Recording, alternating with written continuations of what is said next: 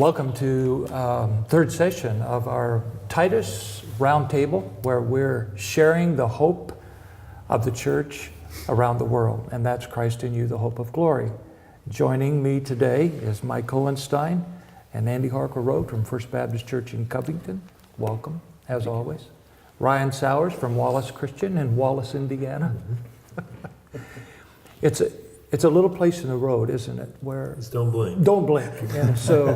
And David Adams from Wabash Valley Bible Baptist Church in Attica, Indiana, and Paul Rebert from First Baptist Church, Danville, Illinois. It's a joy to have you. We've had 2 good sessions. Hopefully you've been able to watch it, and now we're going to do number 3. These sessions that we're launching in now, the last ones that we're going to do, actually are in our book, The Life of the Vine, the Soul of the Church, and that would be section 4. It's really the reason I wrote this book, is because I have wanted to answer the question, how can I let Jesus build his church and still maintain responsible leadership? And so I put that in this book, and we're going to discuss each point. And I call these points the 7 stewardships of revival. Now, let me tell you what my definition of revival is. We've already talked about it in session 1.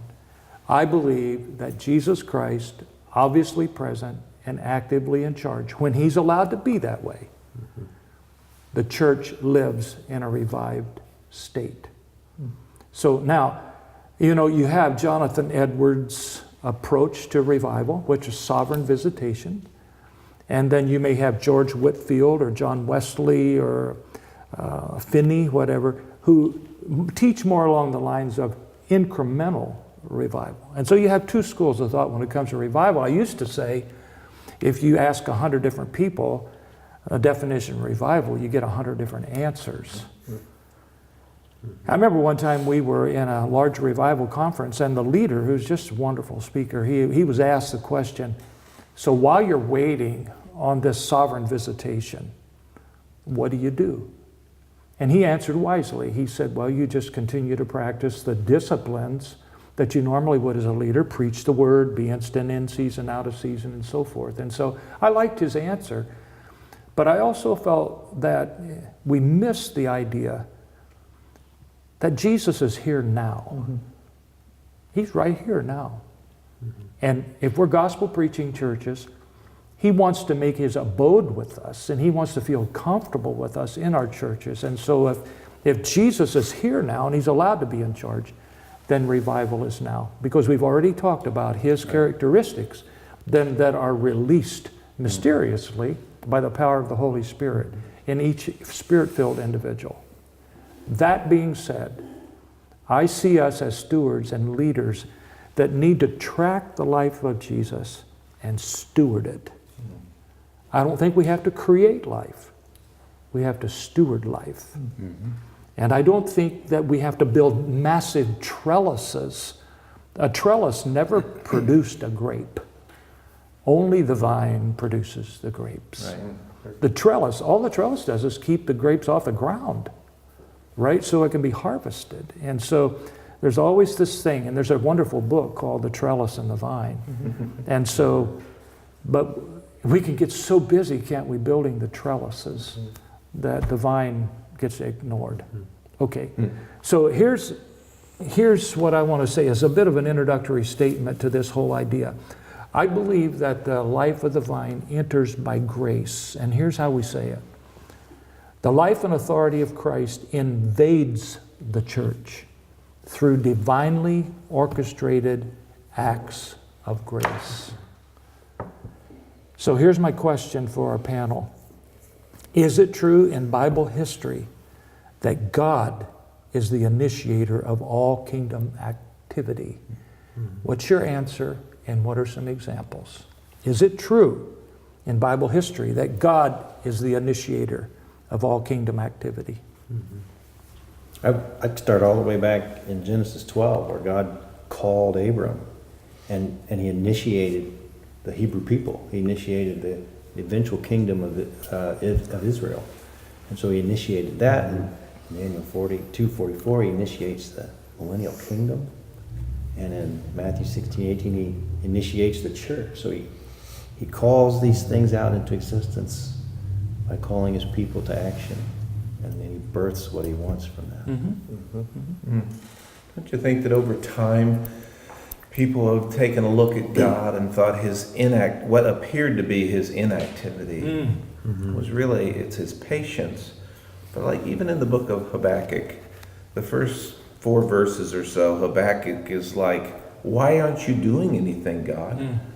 And then in verse 5, he says, I've been working behind the scenes in ways you don't even understand. So God has always been working on his kingdom. And just because man doesn't see the activity at his pace and his process, we stand in doubt of God sometimes, but he's working. Yeah. This was something in me that to understand that he created a new being with me. I knew that I was a new creation. I think it was Spurgeon that said, if a fly is dead on the table, he can't give himself life again. Yeah. You know, something else has to give them life. Right. That was huge for me as a new believer and as a pastor to understand that I can't give someone spiritual life. That has to come from the Father. Right. So, Yeah. You know, probably another follow-up question.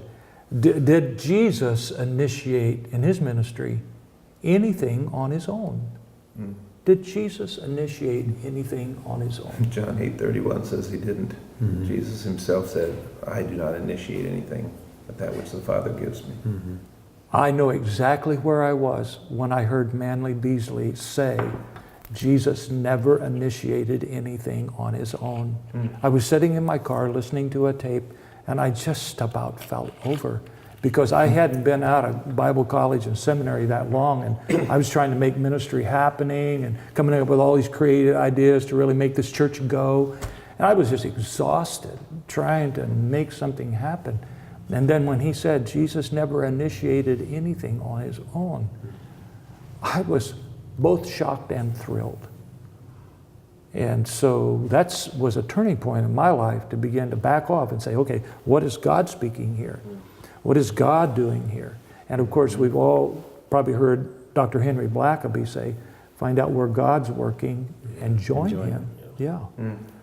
And so, David, are you going to speak to that? No, I think that's helpful. And again, just relating back to the practical impact that these truths can have in the life of a pastor. Many of us whom are operating under this pressure to perform and to do and make it happen. I think it's important to realize that even when we think we're initiating, we're responding to the Lord's working. Amen to that. So it's in this era where strategic planning and such is becoming more of a vital part of a lot of ministries, and taking nothing away from its importance. But I think this is very helpful for perspective, and again to keep undue pressure off of us. I really liked what you said about in this day of strategic planning. There was a day, along with the other little things that I didn't understand, that I picked up a little book about that thick. It's called Church on Purpose. And it was at that point I began to say, yeah, I know we need to watch what God is doing and join him, but there needs to be a sense in which we do church on purpose.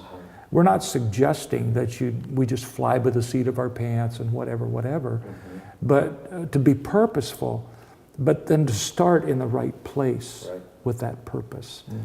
Because really all ministry and kingdom activity starts with God, within the Godhead. All things are of him and through him, and then they go back to him. Well, my biggest temptation, I think, is to let the glory stop with me.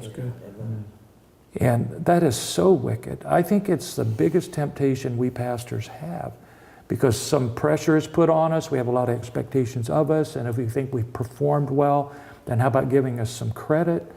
And we get exhausted, and sometimes guys are underpaid in many ways, and so then consequently, if they can't get a little glory, and there's nothing wrong with encouraging and receiving encouragement. But my life changed from just drifting to being on purpose, but that purposeful thing cannot replace what God has launched. right? So here, we want to end up with this because I want you to jump in. How do you see the grace of God coming in your church? What are some grace gifts? I think we leaders need to be masters at observing grace. I think we need to be like master leaders that help our folks see the grace. Ryan, you're a coach, and you can pick up talent in a guy or a girl when it comes to athletics. And you can see this 8-year-old or this 10-year-old and say, that kid's got potential.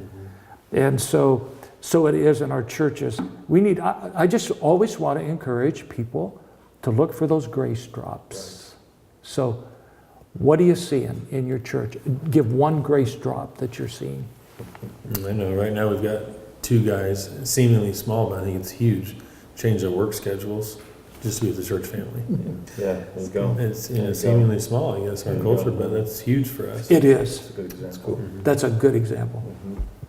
What would you say? This week we had 2 people that we celebrated their salvation. Yeah. Aren't those grace drops? They are. Why not take time and you do such a good job. You light candles and we talk about it and they were up front.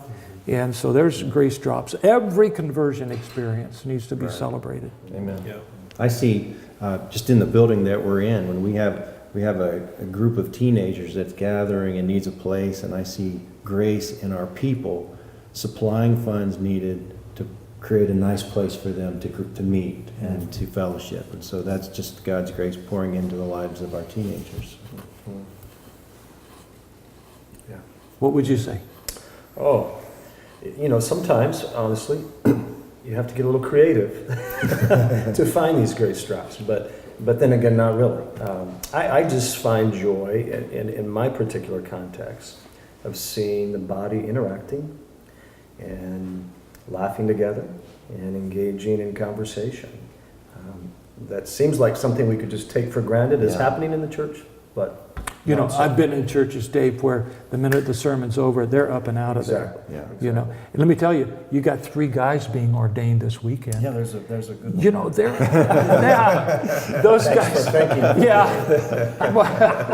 So those are grace drops. Absolutely. I mean, how many churches never ordain one person? Yeah. Praise God. Absolutely. And they all come from within. Yes. Yes. And, Baptisms, new people who walk in the door for the first time. Yeah. And that's from God's grace, No just doubt. sending somebody No into your doubt about it. congregation. Give us one, Paul, real quick. I think that our flesh is drawn to look at man-made pedestals and plateaus, and God, if you're not doing this, then you're not working. And I think we need to ball those up and throw them in the trash can, because God has defined what it looks like. And it's not going to look like we think sometimes. It looks completely different. And I had one of our lead deacons, one of our leaders, get up and pray a point of theology through that it's like he finally got it. And it's small, but I look at him and I think he's getting what's being taught. And, we didn't have anybody saved in the last 2 weeks, and that's hard. You want to see, but God is planting and sowing other places we don't see. Yeah, absolutely. Growth and understanding. When Jesus turns the light on for some folks, that's a big deal. Yeah. It's really, he gave them spiritual. Okay, thanks for coming to the Roundtable, and we thank you guys for being here. Our stewardship of grace means that we're going to be very careful to observe the grace that we're receiving and point it out to our congregations. And we're going to see next session how many times that's the birthplace that launches the next ministry that we're supposed to do. Join us at paradigm1.org and read our companion blog.